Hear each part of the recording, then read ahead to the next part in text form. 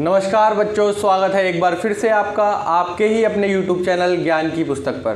तो बच्चों, आज के इस वीडियो में हम बात करने वाले हैं एवरेज की, यानी कि औसत की, कि आप औसत के क्वेश्चन को काफ़ी ज़्यादा आसान तरीके से कैसे सॉल्व कर सकते हैं। अगर आप इस वीडियो को एंड तक देख लेते हैं तो आप ज़रूर से औसत के क्वेश्चन को काफ़ी ज़्यादा आसान तरीके से करना सीख जाएंगे, क्योंकि मैं आपको शॉर्ट ट्रिक भी बताने वाला हूँ और आप शॉर्ट ट्रिक की मदद से काफ़ी ज़्यादा आसान तरीके से एवरेज के क्वेश्चन को सॉल्व कर पाएंगे।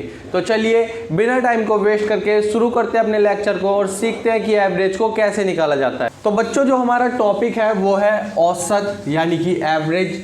एवरेज निकालना काफ़ी ज़्यादा आसान है, आप बहुत ही आसानी से एवरेज को निकाल सकते हैं। आपको औसत यानी कि एवरेज का सबसे पहले तो फॉर्मूला पता होना चाहिए कि आप किस फॉर्मूले में पुट करके औसत को यानी कि एवरेज को निकाल सकते हैं। हमारा फॉर्मूला होता है युग्मों का योग बट्टे में युग्मों की संख्या, यानी कि सम ऑफ टर्म्स बट्टे में नंबर ऑफ टर्म्स।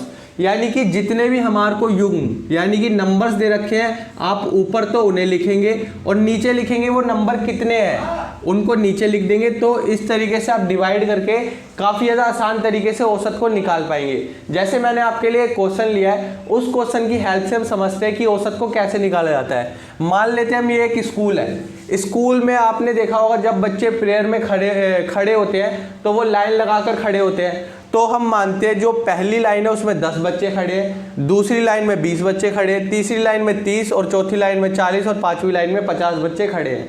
तो हम कैसे बता सकते हैं कि औसतन हर एक लाइन में कितने बच्चे खड़े हैं? तो हम अपने फॉर्मूले की हेल्प से निकालना सीखते हैं कि कैसे आप औसत को निकाल सकते हैं। सबसे पहले जो हमारा फॉर्मूला है वो क्या कहता है, युग्मों का योग यानी कि सम ऑफ टर्म्स, यानी कि हमें इन सभी का क्या करना होगा, सम करना होगा। तो जब हम इन सभी का सम करेंगे 50 और 40 90, 90 और 30 120, 120 और 20 140 और 10 150, यानी कि 150। और बट्टे में कितना आएगा फ्रेंड्स, युग्मों की संख्या। युग्मों की संख्या कितनी है, 1 2 3 4 5, युग्मों की संख्या है 5। तो जब आप इसको 5 से डिवाइड कर देंगे तो आपका आंसर काफ़ी ज़्यादा आसान तरीके से आ जाएगा। तो चलिए डिवाइड करते हैं। 5 एकम 5, 5 तिया 15 और 0 का 0, यानी कि इसका आंसर जो आया वो कितना है फ्रेंड्स, 30। यानी कि औसतन स्कूल की हर एक लाइन में 30 बच्चे खड़े हुए हैं। इस तरीके से आप औसत यानी कि एवरेज के क्वेश्चन को काफ़ी ज़्यादा आसान तरीके से निकाल सकते हैं। चलिए अब हम अपनी और टाइप्स की बात कर लेते हैं कि और किस किस तरीके की टाइप्स होती है औसत के क्वेश्चन। जो फ्रेंड्स हमारी सेकंड टाइप होती है औसत की, वो इस तरीके के क्वेश्चन आपसे पूछे जाते हैं कि प्रथम 10 प्राकृतिक संख्याओं का औसत क्या होगा। यानी कि सबसे पहले आपको पता होना चाहिए कि प्राकृतिक संख्याएं होती क्या है, यानी कि जो 1 से लेके स्टार्ट होती हैं और अनंत तक जाती हैं, उन्हीं को बोलते हैं प्राकृतिक संख्याएं। तो इनका औसत भी निकालना काफ़ी ज़्यादा आसान होता है। जैसे हमें प्रथम 10 का पूछा है तो इसका एक फॉर्मूला होता है, फॉर्मूला होता है n+1/2, यानी कि हमारे को n कितना दे रखा है, यहाँ पे 10 दे रखा है, क्योंकि हमें 10 प्राकृतिक संख्याओं का औसत निकालना है। तो सबसे पहले हम लिखेंगे 10 + 1/2, 10 और 1 11, 11/2, यानी कि इसका आंसर कितना है फ्रेंड्स, 5.5। तो इस तरीके से जो 10 प्राकृतिक संख्याएं होंगी हमारी प्रथम, उनका औसत क्या होगा, 5.5। इस तरीके से आप टाइप सेकंड के क्वेश्चन को काफ़ी ज़्यादा आसान तरीके से सॉल्व कर सकते हैं।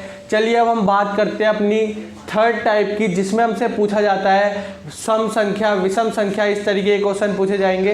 तो चलिए उनकी भी बात करते हैं। चलिए बच्चों, अब हम अपनी टाइप थर्ड और टाइप फोर्थ की बात कर लेते हैं, जिनके क्वेश्चन भी हम काफ़ी ज़्यादा आसान तरीके से सॉल्व कर पाएंगे।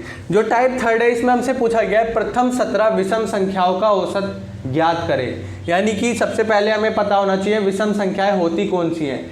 जो भी संख्या 2 से भाग नहीं होती उसी को हम विषम संख्या बोलते हैं, और जो भी संख्या 2 से भाग हो जाती है उसे हम सम संख्या बोलते हैं।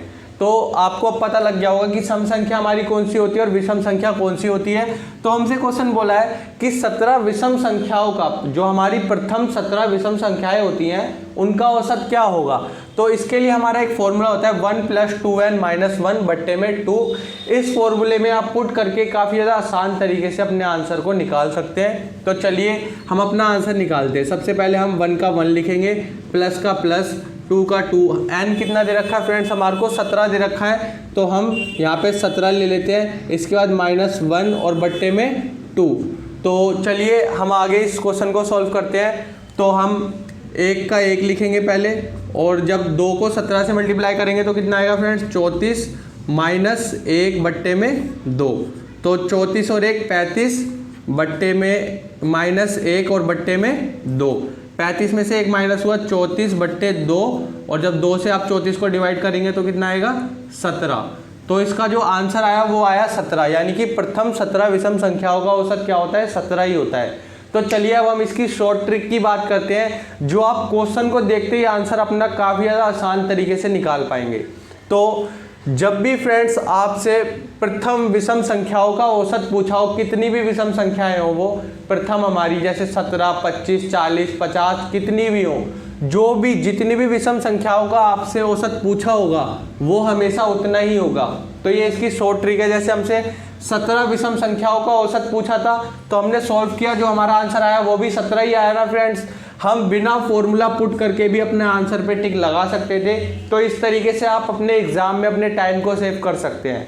यानी कि जब भी आपसे विषम संख्याओं का औसत पूछा हो प्रथम जितनी भी, उसका औसत उतना ही होता है। तो चलिए अब हम अपने प्रथम सम संख्याओं की बात करते हैं, यानी प्रथम 29 सम संख्याओं का औसत कितना होगा। तो इसको हम अपने सबसे पहले फॉर्मूले में पुट करके सॉल्व करते हैं, उसके बाद बात करेंगे शॉर्ट ट्रिक की। तो हमारा जो फॉर्मूला है 2 + 2, उसके बाद हमारा है n। तो n हमारा कितना है 29 और बट्टे में 2।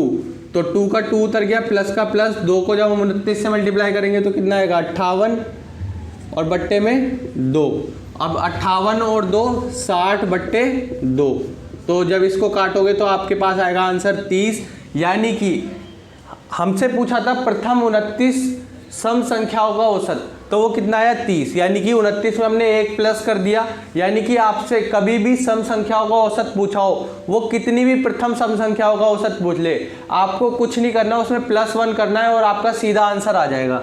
यानी कि हमसे प्रथम 29 सम संख्याओं का औसत पूछा था, हमने सॉल्व किया, सॉल्व करने के बाद आया हम पे 30। तो इस तरीके से हमने सॉल्यूशन से भी जान लिया कि इसको कैसे करते हैं, और हम इसको डायरेक्ट भी कर सकते थे, सीधा 29 में 1 प्लस करते 30। अगर वो हमसे 40 का पूछता, 40 प्रथम सम संख्याओं का औसत, तो इसका आंसर आता है 41।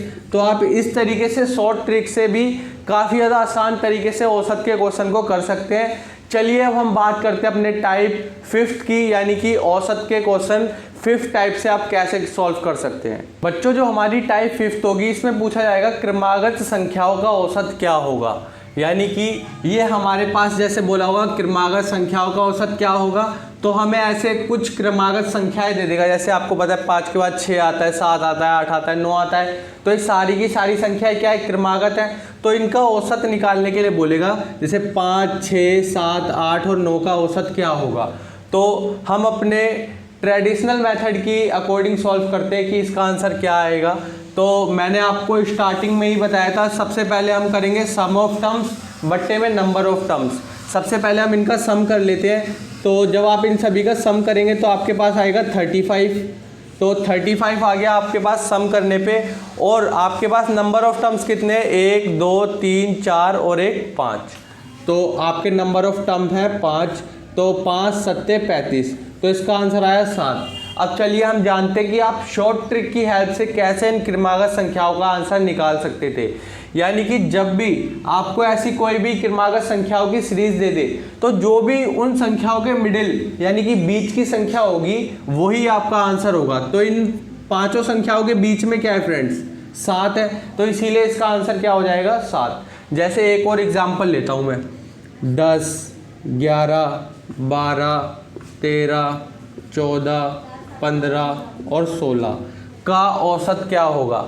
तो आपको पता है इन सभी के मिडिल में क्या है, 3 यहाँ पे गई, 3 यहाँ पे गई, बीच में आया 13। तो इन सभी का औसत क्या हो गया 13, क्योंकि ये सभी क्या है क्रमागत संख्याएं हैं।